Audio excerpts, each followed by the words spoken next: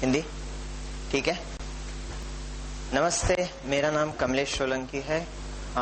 मैं योग में 10 साल से जुड़ा हुआ हूँ और इसी के साथ साथ मैं BASM यानी bachelor of system of medicine इस पे प्रैक्टिस करता हूँ।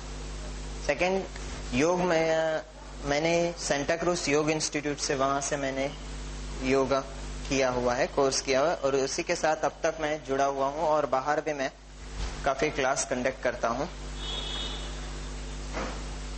ये है। अब हम थोड़ा इंटरेक्शंस हो जाएंगे क्योंकि सुनना ज्यादा, उससे ज्यादा इंटरेक्शंस होगा तो काफी अच्छा रहेगा।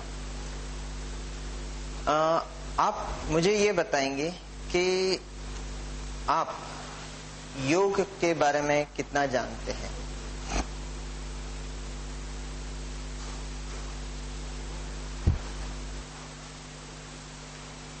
योग, उसके बारे में आप कितनी जानकारी रखते हैं? Word is not such a categorical word as such. The definition is very clear and very. At times it remains something anything pertaining to Hinduism or Ayurveda, some exercise there, whereby both faculties are integrated and trying to survive them. But absolutely, there are as in Allopathy, you have got prescribed course or some syllabus. Okay. Anatomy and all these studies are there. Yoga has got a little bit diffuse or a little deceptive or rather uncertain, vague connotations. Okay. आप बताएंगे?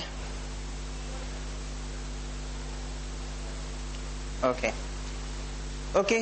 जैसे हम योग शब्द कहते हैं कि योग यानी जुड़ना, मतलब बाह्य वस्तु से जुड़ना, हमारा आपका मिलना, ये हम एक प्रकार से जानते हैं कि ये योग है। योग के अंदर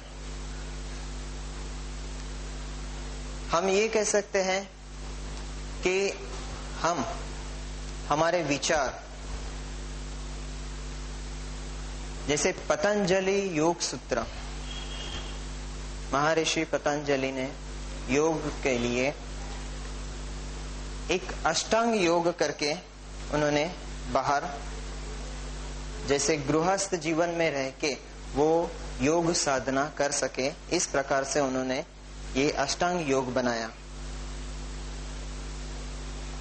और उसको सरलता से कैसे किया जाए उसके वेरियस पार्ट उन्होंने दिए हैं कि छोटे से लेके बड़े तक, मतलब एक यम से लेके समाधिपात तक हम कैसे पहुंचा जाए, इस तरह से गृहस्थ जीवन में। अब हम समाधिपात देखने जाए तो हमारे माइंड के अंदर एक ही विचार आएगा कि समाधिपात मतलब हम कहीं पहाड़ों में जाके बैठ के जप करे, तप करे, वो समाधिपात, या आत्मा से परमात्मा का मिलन करना, मतलब वो समाधिपात। वो एक प्रकार का योगी के लिए जो जहाँ पे जप करते हैं, जिन्होंने ये सब कुछ छोड़ दिया है, उनके लिए होता है। गृहस्थ जीवन में रह के हम जो समाधिपात कहते हैं, उनमें क्या है कि हमारे विचार हमको एक संतुलन स्तर पर लाना है। यानी योग में कहते हैं कि माइंड एंड बॉडी, मतलब मन और शरीर दोनों का बैलेंस करना, एक संतुलन स्तर लाना। इस प्रकार से हम वो जब संतुलन रहते, यानी कि हमारे माइंड को इतना हम फ्लेक्सिबल बना सके कि हम एक अपने शरीर को भी नियंत्रण कर सके, अपने विचारों को भी नियंत्रण कर सके और अपने मन को भी हम नियंत्रण में रख सकें। इसके लिए उन्होंने यम, नियम, आसन, प्राणायाम, प्रत्याहार, धारणा, ध्यान, समाधि, ऐसे करके 8 फोल्ड पार्ट दिए हुए हैं। बरोबर है? तो इसी प्रकार से हम जो जानते हैं कि जैसे कि नॉर्मल हम इस गृहस्थ जीवन में जानते हैं कि यम नियम, हम उससे कुछ कुछ हिस्सों तक, जैसे कि संतोष को हम जानते हैं कि संतोष यानी हमारे अंदर बैलेंस करना, जितनी चीजें हमारे पास है उसमें ही खुश रहना। इस प्रकार से कुछ चीजें हम जैसे बुजुर्गों से लेते आए हैं, पहले की पीढ़ियों से लेते आए हैं, तो वो चीज जानते हैं। पर आसन प्राणायाम, अब योग के अंदर हम कहने जाए कि बाह्य जीवन में सब गृहस्थ जीवन में जानते हैं कि योग करना मतलब एक एक्सरसाइज, फिजिकल एक्सरसाइज, प्राणायाम करना यानी ब्रीदिंग एक्सरसाइज। इस प्रकार से हमारी विचार धारणा बन चुकी है। पर ये तो एक लेवल है, एक पार्ट है। यम यम नियम आसन प्राणायाम मतलब तीसरा और चौथा एक स्टेज है, जहां तक आप अंदर से और बाहर से अपने आप को तैयार नहीं करते, तब तक वो आसन और प्राणायाम के लिए आप कैसे तैयार हो सकते हो। पर फिलहाल हम आसन और प्राणायाम जैसे अब शुरुआत में हम उसी से शुरुआत करना शुरू कर देते हैं कि आसन और प्राणायाम से। वैसे ही अब यम नियम आसन प्राणायाम प्रत्याहार, यम नियम आसन प्राणायाम ये सब बाह्य चीज है जो हम करते हैं। प्रत्याहार एक दोनों को जोड़ने की, धारणा ध्यान समाधि वो आंतरिक है, अंदर से है, जो हम अंदर से महसूस करके उसको बाहर निकाल सकते हैं। और दोनों को जोड़ता है प्रत्याहार, धारणा ध्यान समाधि और यम नियम आसन और प्राणायाम। ओके, तो इसी प्रकार से ये हम योग के बारे में इसको जान लेते हैं। तो यहाँ पे अष्टांग योग हम इस तरह से पतंजलि, महर्षि पतंजलि ने ये उनके शास्त्र में सूत्र में लिखा हुआ है। अब हम जब नॉर्मल बेस पे हम जाने जाए तो ये आसन प्राणायाम, हम आसन को किस प्रकार से लेते हैं। आप आसन करते हैं, आसन प्रैक्टिस करते हैं, डेली प्रैक्टिस में है। अच्छा, तो आप आसन को किस प्रकार से मतलब लेते हैं। जैसे योग शास्त्र में कहा गया है स्थिरम सुखम आसनम, शरीर को स्थिर रख के उसमें सुख का अनुभव करना, ये है आसन।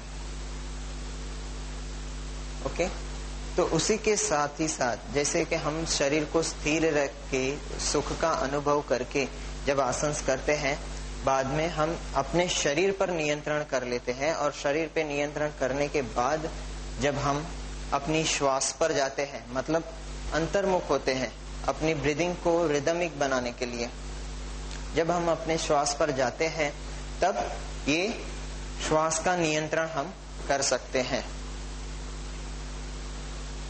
ओके, हम मानते हैं श्वास प्राणायाम मतलब हमारी श्वास कैसी चलती है बर्थ टाइम में और अभी, क्या हम ये जान पाए हैं?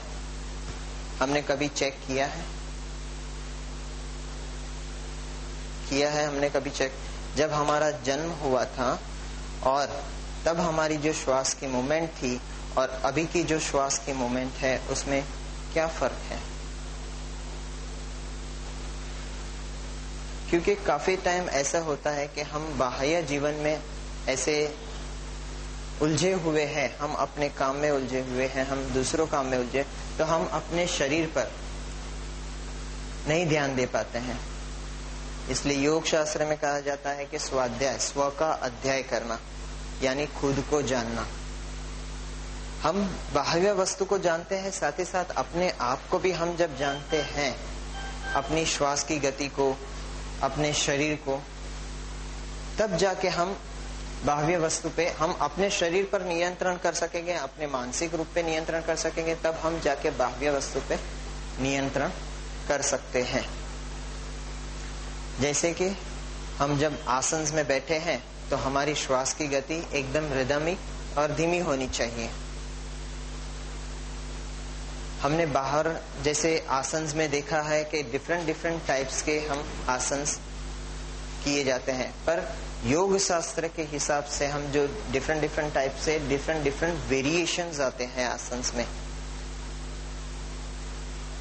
योग के अंदर जैसे सूत्र के हिसाब से स्थिरम सुखम आसनम है, यानी एक आसन में भी हम अगर स्थिर रह के उसी में ही हम सुख का अनुभव करते हैं और अपने श्वास पर नियंत्रण कर लेते हैं, तो उसी के अंदर हम अपने शरीर को नियंत्रण कर सकते हैं।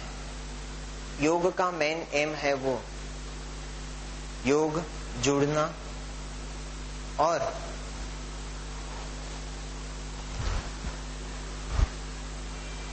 दूसरा हम योग को ये कह सकते हैं कि बेटर लिविंग लाइफ, जीवन जीने का तरीका, कि जीवन किस प्रकार से जिया जाता है वो समझना और समझ के जीवन जीना, ये है योग। नॉर्मल हम अगर इस तरह से समझे तो, कि हमारी लाइफस्टाइल जिस तरह से है उसमें कोई भी डिस्टरबेंस न लाते हुए हर एक स्थिति में हम अपने आप को किस प्रकार से एडजस्ट कर सके, ये है योग। क्योंकि परिस्थितियां तो हर एक जगह पे बदलाव आता ही है, हर एक स्थिति में। जैसे उम्र के साथ हर एक स्थिति भी बदलती है, वेदर के साथ सब कुछ बदलता है, वैसे ही हर एक स्थिति में हम अपने आप को किस प्रकार से एडजस्ट कर सके, ये है योग। योग यही है, और हम सिर्फ आसन और प्राणायाम को योग माने तो वो अधूरा है। हम इस तरह से अपने आप को अगर इस काबिल बना सके आसन और प्राणायाम के द्वारा, अपने मानसिक रूप पर और अपने शारीरिक रूप पर उसका संतुलन ला सके। बरोबर है? Am I right? No, sir, you are not very clear about actually yoga. Actually, I want more elaboration about the term yoga. What do you mean by it? What does it follow? Again, the way what you have described, Yeah. I could get it. Myself better can't explain. Okay. But my observation is that yet the term yoga is not so clear and categorical as medicine or otherwise allopathy. Terms are so specific. Yeah, I'm coming back there. I will call it a mystic word, mystic. Which is not very clear in your terms. It's very clear and categorical in its expression. What does it denote? Yeah, that is not in a medicine. योग मतलब एक हम recently Swami Ramdev Yeah. something about Patanjali, something.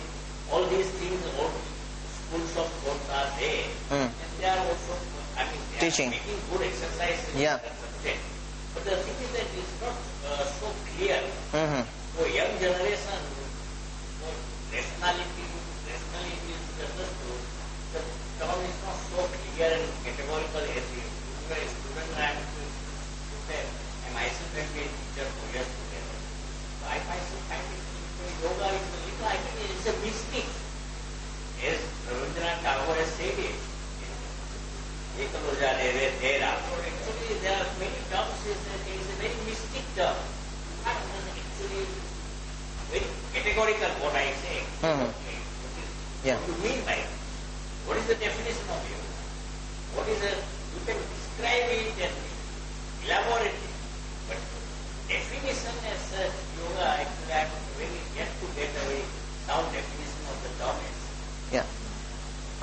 जैसे योग मतलब medicine part नहीं है,